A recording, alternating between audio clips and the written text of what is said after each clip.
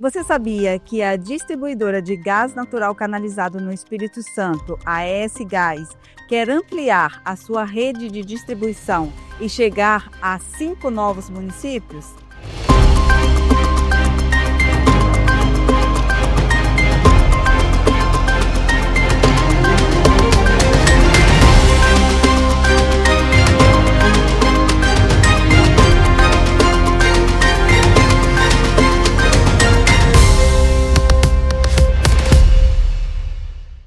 Quem vai falar conosco sobre esse assunto é Fábio Bertolo, diretor-presidente da companhia. Fábio, obrigado por estar aqui nos estúdios da ES Brasil, conversando com a gente sobre esse assunto. Kikina, o prazer é todo meu. É um prazer estar aqui no estúdio da ES Brasil, vocês receberem a gente para a gente ter essa conversa. Estamos sim muito animados com o nosso plano de expansão. Nosso plano de expansão prevê ir para 5 novos municípios. Esses 5 novos municípios são, eu vou tentar ir do norte para o sul, aqui a gente começa por Pedro Canário, Nova Venécia, Jaguaré, Domingos Martins e Mimoso do Sul. São esses os 5 novos municípios. Nós já estamos presentes hoje em 14 municípios do Espírito Santo. Quando a gente completar esses 5, a gente vai cobrir aproximadamente 80% do PIB capixaba.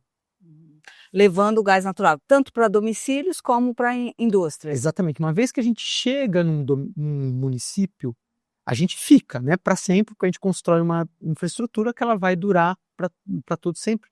E aí você começa expandindo para para todo tipo de mercado que você encontra.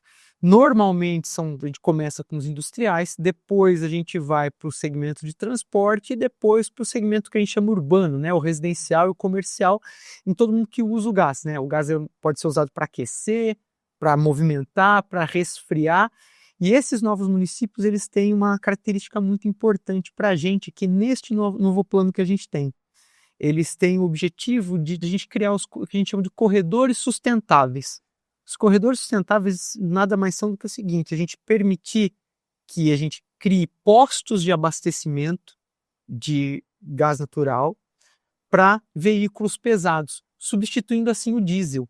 O gás natural ele emite cerca de metade do que o diesel emite pela mesma quantidade de energia gerada. Mas essa expansão depende do plano de investimentos que vocês apresentaram recentemente e que está na Agência de Regulação de Serviços Públicos para aprovação. Qual a expectativa de vocês? A gente criou um plano muito ambicioso, né? O plano é a cara da energia, do Grupo Energisa, né? Que é um grupo que é centenário, comemorou em fevereiro deste ano 120 anos.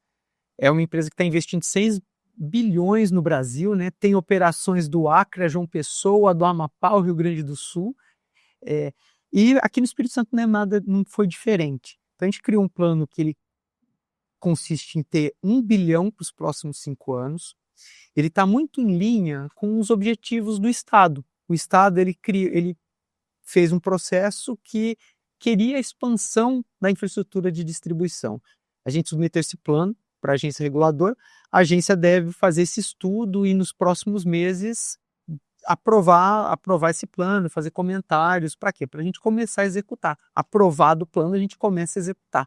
Esses investimentos, esse 1 bilhão é até 2030. Perfeito. E quais ações ele contempla? Bom, então, nosso plano ele tem 4 grandes pilares, tá? O primeiro deles, evidente, é descarbonização, né? O gás natural, ele tem ele emite muito menos CO2 por energia gerada comparado com outros combustíveis fósseis. Então, à medida que você leva o gás natural para uma região nova, você acaba diminuindo o número de emissão que tem ali. Então, esse é o primeiro pilar do plano. O segundo pilar é o que a gente chama de segurança energética. Porque normalmente fontes renováveis de energia, elas têm uma intermitência. Então, por exemplo, quando você pega geração solar ela acontece quando você tem sol. Geração eólica acontece quando você tem vento. O gás não. O gás ele é despachável. Então ele pode acontecer e pode complementar esse tipo de energia quando ela não está disponível. Então é muito importante você ter essa disponibilidade do gás natural para permitir esse tipo de possibilidade. Outro pilar muito importante que a gente está focado é a competitividade. Tá? Então, à medida que o gás natural chega né? Os clientes eles não são obrigados a ficar com gás natural, eu tenho que ir lá e disputar, então eu tenho que conquistar o cliente todos os dias, né? Então, à medida que eu chego, eu tenho que competir com o combustível que está ali. E isso é bom, por isso é bom para o usuário, né? Então o cliente ele passa a ter mais opção, que é o nosso terceiro pilar. E o último pilar, e ele está muito alinhado aqui com as ambições do Estado do Espírito Santo, né? É você levar desenvolvimento, tá? E nosso plano, nesse 1 bilhão que a gente tem para os próximos 5 anos, ele tem 3 grandes projetos, tá? O primeiro projeto aqui, o que a gente chama é interiorização e desenvolvimento do Estado, que envolve, por exemplo, esses 5 novos municípios, ele levar esse gás para esses 5 novos municípios, você criar esses corredores sustentáveis. Então a ideia é que a gente não tenha nenhuma estrada federal que não tenha esses pontos de abastecimento, né? Você fazia as plantas de biometano. Recentemente nós assinamos um contrato com a primeira dela, né? O biometano ele é o gás natural de uma origem renovável, né? Com a empresa Marca lá em Cariacica, em parceria com o governo do estado, né? O segundo grande projeto que vai receber a maior parte dos recursos, né? Recebe aproximadamente 45% desses recursos, é o que a gente chama de democratização energética. É o quê?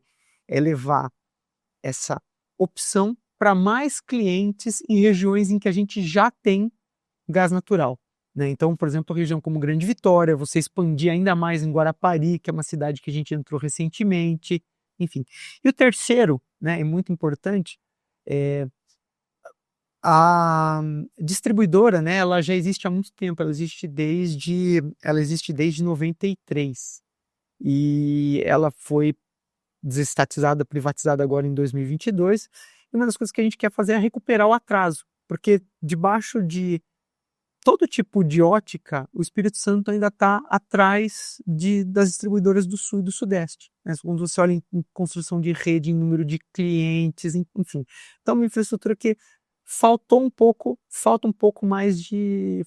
de ambição. Então, a gente está querendo focar no quê? Numa operação segura, confiável e de qualidade. E aqui a gente quer investir, Energisa é um dos grupos que mais inova, né? É a quarta empresa que mais inova no país. Então a gente quer trazer muito conceito de digitalização, de eficiência, de processos, que é o que a gente já faz no Brasil afora. É um plano, são 5 anos, mas é muita coisa para 5 anos, né? 5 anos de muito trabalho. E você falou do norte do estado, das estradas, de ter essa possibilidade de abastecimento com gás natural. A frota de caminhões que usam gás natural é grande? Tem? Vamos lá, ela ainda não é, ela está crescendo muito rápido. Por quê? Porque o gás natural ele é uma opção que ele descarboniza e ele, por incrível que pareça, ele é mais econômico do que o diesel, mas ainda ele sofre justamente com a falta de infraestrutura. Então, essa lógica do que a gente chama dos corredores sustentáveis é uma ação conjunta de várias distribuidoras. Então, todas as distribuidoras do Sul e do Sudeste, elas estão se alinhando para quê? Para que o caminhão saia lá do Canoas, no Rio Grande do Sul, e consiga, aqui no nosso caso, chegar até a fronteira com a Bahia, até a fronteira com Minas Gerais e conseguir passar, abastecendo e tendo essa possibilidade. E você falou do início aí do uso do biometano, né, na rede. Para quem que vai chegar esse biometano? Biometano, o projeto do biometano que a gente está fazendo aqui é um projeto muito inovador, né? E além de inovador, ele é criativo e disruptivo, né? Então o aterro que você tem lá é um aterro que ele dá um tratamento muito interessante para todas as matérias e a gente transformar lixo em energia, né? Então, o que a gente vai fazer? A gente vai injetar esse biometano na nossa rede de distribuição de gás canalizado. A gente trata, né? A marca vai tratar esse gás para que ele fique o que a gente chama de intercambiável. Então, você não consegue perceber diferença entre um e outro. Então, ele vai injetar na rede, quem vai usar? Todo mundo. Todos os usuários, ele vai naturalmente se misturar ali no fluxo de gás, então todos os clientes vão poder usar. E tem uma coisa interessante aqui no Espírito Santo, que ele é um estado vanguardista no que a gente chama do mercado livre de gás natural canalizado. Hoje, o Espírito Santo é cerca de 82% do volume distribuído aqui no estado já é através do Mercado Livre. Mercado Livre, como é que é? A mesma lógica do Mercado Livre de energia.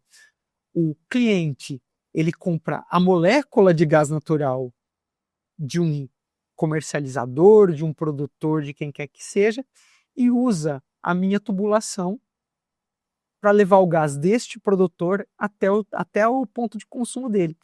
Então, o cliente que quiser comprar esse gás natural renovável, vamos dizer assim, né, que o biometano, ele pode comprar ou diretamente da marca, ou a gente pode até fazer uma figura contratual diferente, que é o que a gente costuma chamar isso de back-to-back, né, em que eu meio que carimbo este gás para aquele cliente.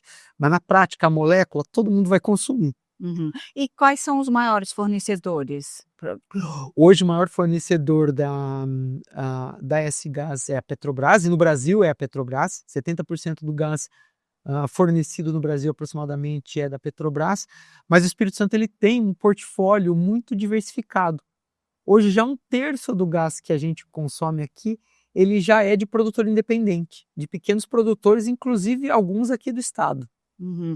Mas como se produz? Assim, não só o biometano, você está envolvendo aí. Bom, eu vou tentar trazer isso de uma forma simples. O gás natural, no Brasil, ele é formado junto com o petróleo, nos campos de petróleo ali. Então você tem uma matéria orgânica que foi depositada ali há muitos milhares de anos, e essa matéria orgânica ela gerou ao mesmo tempo o petróleo e o gás natural. À medida que a petroleira, né, então a empresa de petróleo vai lá explorar o petróleo, ela acaba encontrando o gás natural também. Aí, quando ela se depara com o gás natural, ela tem que se fazer uma pergunta, que é uma pergunta muito importante. Eu reinjeto esse gás, ou eu levo esse gás para a costa para ser consumido, né? Qual que é a decisão que eu quero que o petroleiro faça? Por favor, não reinjete, né?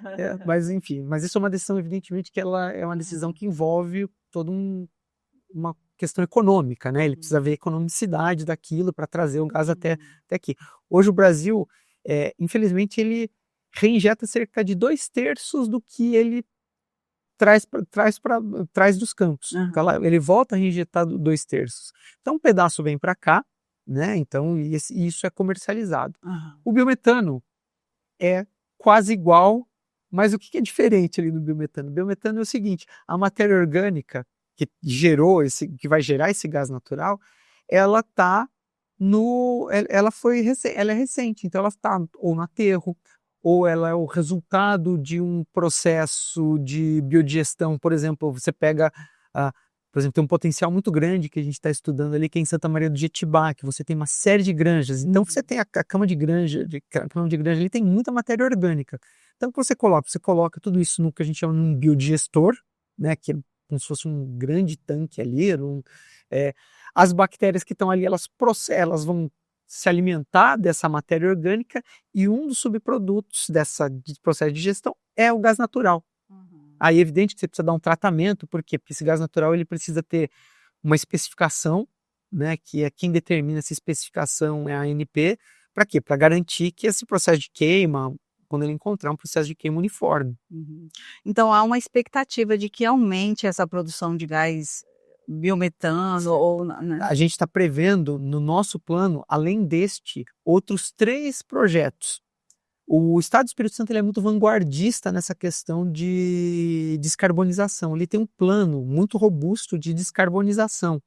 Então, e um dos itens do plano de descarbonização, né, ele conversa muito com um projeto que o próprio Estado fez, que é o do ES Mais Gás, que é um projeto de governo muito, muito ambicioso, que ele prevê transformar o Espírito Santo num dos principais hubs de gás natural competitivo do Brasil.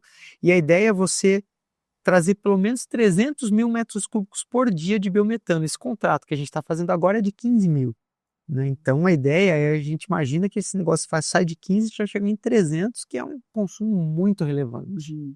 E Fábio, tem aí 3 anos, né, da privatização da ES Gás. Quais os números, né, da companhia atualmente? Tá. Então, A S-Gás hoje, ela tem cerca de 570 quilômetros de rede, né? Então a gente está prevendo com esse plano que a gente dobre. Então tenta imaginar que a gente levou 25 anos para construir 570 quilômetros de rede. A gente vai levar 5 para fazer mais a mesma coisa. A gente tem 84 mil clientes, né, que estão com a gente. Nosso objetivo é fazer mais 92, não chegar em 92, é fazer mais 92, então de novo é mais do que dobrar. São 5 municípios, se a gente parte de 14 para 19, a gente termina 2030 com 19 municípios, né?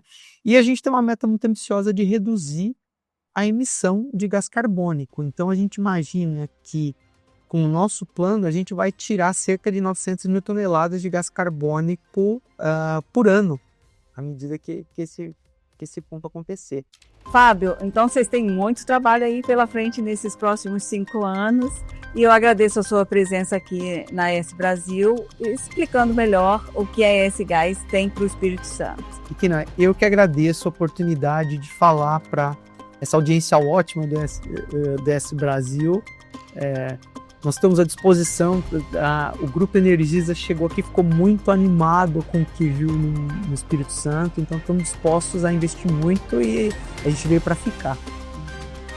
Para saber mais sobre esse e outros assuntos, acesse esbrasil.com.br.